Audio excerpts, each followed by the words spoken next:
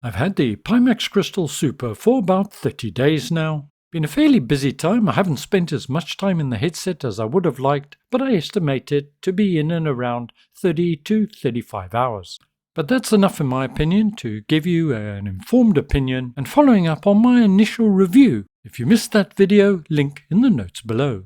One thing that certainly hasn't changed is the comfort factor if you wear glasses, and as mentioned previously, I highly recommend the $19 top strap. It really does make a difference to comfort. Welcome to the SimHanger, my name's Mark, thanks very much for watching and let's get started. Whilst we chat about the Pimax Crystal Super, you're more than welcome to join me on a flight while we test out KwikFlight's Hunter. I purchased it directly from the Innybuilds website. And I did so because it has a number of innovative features. You can fly around and shoot at targets with a range of guns and missiles. And obviously, if and when it comes to the marketplace, it will not have these features. They call it Hunter, but of course it's a take on the Apache. And let's get one thing out the way straight away. This product in no way competes with a similar model in DCS. Many functions and features are simplified within the helicopter, and the flight model is no exception. I'm recording this in VR in the Pimax Crystal Super. You may from time to time notice a little bit of distortion that was not visible in the headset. It's because I'm recording using only the left eye. In many ways this helicopter is a great medium to test out the visual fidelity of your VR headset. There's the co-pilot and gunner in front there. Hope he's on his game today. Anyway, I'm digressing. It's the perfect medium because there's a lot of very small text on the various displays. We're not going to cover off all the features and functions within the helicopter, but we will cover off some basics. You can select weapons and it varies from your cannons, missiles and rockets. And whilst when you see images of people in VR, you're often seeing a better image than what you see in the headset, the Pimax Crystal Super, that is not the case. And zooming in for your benefit, I can read all the detail from my seat. I've now initiated a mission. I'm running the Pimax Crystal Super at 3840 by 3840 pixels per eye, which is full resolution, with my sim on default medium settings. It will now randomly generate anything between 1 and 8 targets, and once the mission is active, you get an automated ATC that corresponds accordingly. With an RTX 4090 or 5090, you can run it at full resolution at medium settings and get a pretty good performance. I have both eye tracking and quad views on. I'm not using motion smoothing. In the Hunter you can pull up various information such as engine, fuel, and initiate autopilot. Details for the autopilot are entered by the numeric keypad on the left hand side, but the autopilot functions are rudimentary: heading, altitude and so on. By clicking on this area you can bring up a heads-up display, but as you can see it doesn't move with the head in VR, it does in 2D. Hopefully the developer will get this sorted. Anyway, time to get away, and let's head towards our first target. Hunter 1-1, Guardian Actual. Intel confirms priority hostile targets in the AO. You're authorized to engage. Hostile terrorist elements entrenched. Heavy weapons observed. Neutralize all targets. You'll find this helicopter pretty easy to fly, a little frisky initially on takeoff and maintaining a hover, but overall I think it would be fair to say this is not a helicopter for the enthusiast. As we head towards our first target, which I've selected on the right hand MFD as you can see, but now is a good time to turn our attentions back to the Pimax Crystal Super. One of the most important features for me in the overall VR experience is one of comfort. This headset is lighter overall, or certainly feels that way, than the original Pimax Crystal, and slightly heavier and front heavy than the Pimax Crystal Lite, but it's smaller in size, and for me this is the most comfortable Pimax headset that I've ever worn. But there is a caveat here, that's with the top strap, as I mentioned earlier. For me it really makes a difference. It takes a lot of the weight off the front of your face. I have replaced the face gasket with the studio form that I previously used on the Crystal Lite, and I found that it fitted perfectly.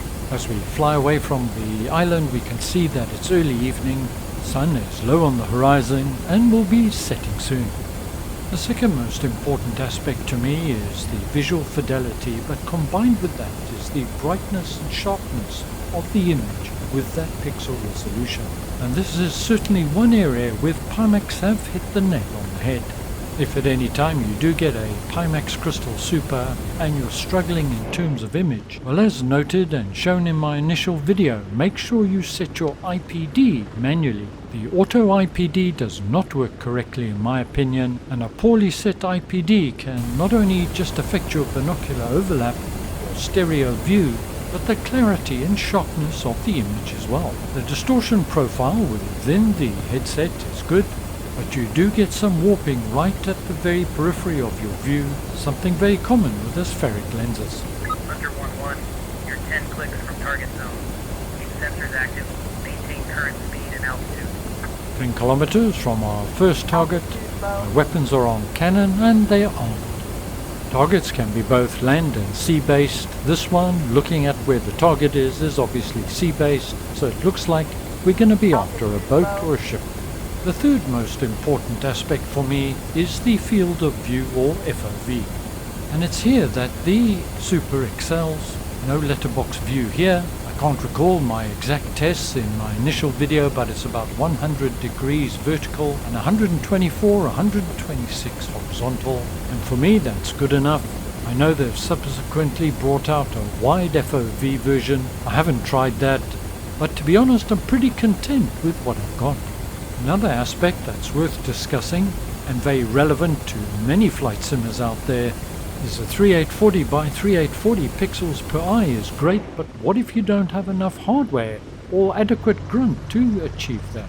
Well, if you turn the resolution down to about 75 to 80%, you're going to be in and around the same resolution as the Pimax Crystal or Pimax Crystal Lite. And here on a 4080 Super or something similar, 7900 XTX, you can get a good performance with relatively high-end sim settings. Stepping down one tier, going to something like a 5070 Ti or a 9070 XT with low to medium settings, you certainly get a playable performance, allowing you to upgrade component as needed over a period of time. Altitude low. Hunter 1-1, Guardian actual, target Bravo locked. Confirmed hostile, clear to engage at your discretion. When the target goes red on the left-hand MFD, you can fire at will and you'll never miss. 2K's out, I can't see them. Get within 1 kilometer and they'll fire back. There it is, I see the ship ahead, firing the cannon in short bursts. Hey, I can see a bit of smoke. That's them shooting back.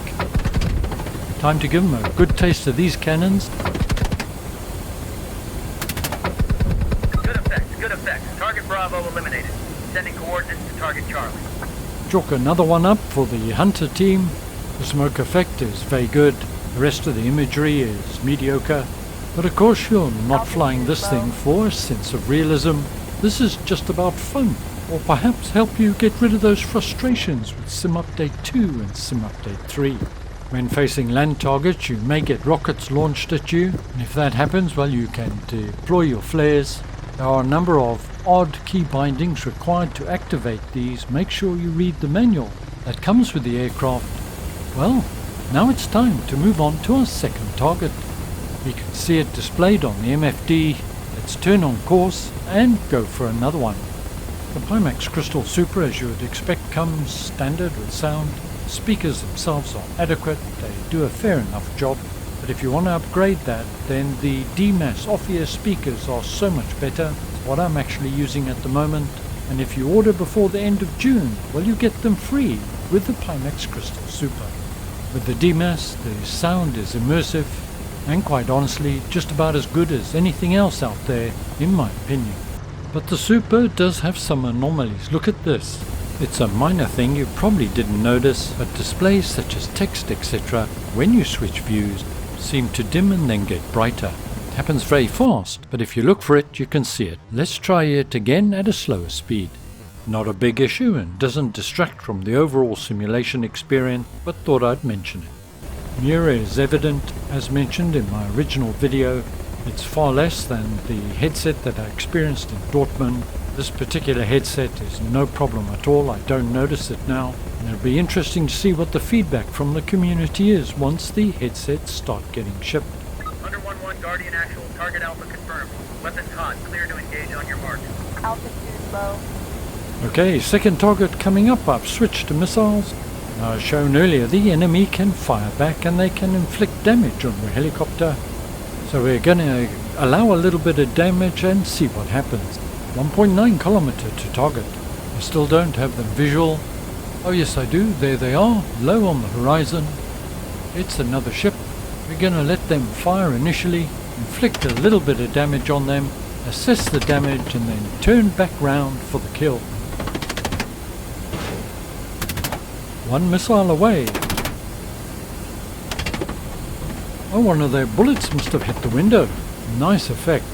They'll continue to fire on you within a distance of 1 kilometer. You need to get outside of that range for them to stop inflicting damage on the helicopter. 600 meters, 400 meters to go, and then we'll turn around and revisit them.